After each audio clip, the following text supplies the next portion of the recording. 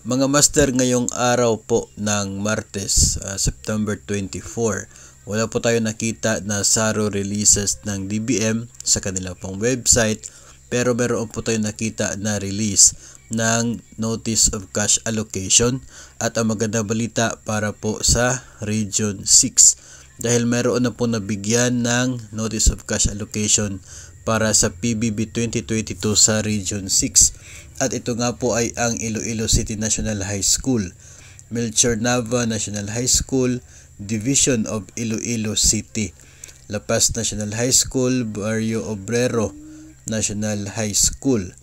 Ito rin pong Ramon Avancenia National High School, Halandone Memorial National High School, at ito po mga nakikita po ninyo sa inyong screen.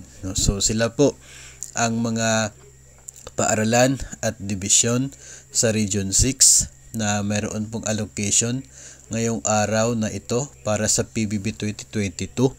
Siguro po bukas ay madadagdagan pa ito ng iba pang mga division dyan po sa Region 6. At least sa ngayon ay sigurado po tayo na nagsimula na po yung release para po sa inyo. So congrats po para sa lahat. At maging doon po sa Region 11 din, marami din po tayo nakikita na Notice of Cash Allocation ngayon. Yung mga hindi po nabigyan ng SARO doon sa issuance noon pong Friday, ngayong araw ay meron na po silang allocation para po sa PBB 2022 sa Region 11.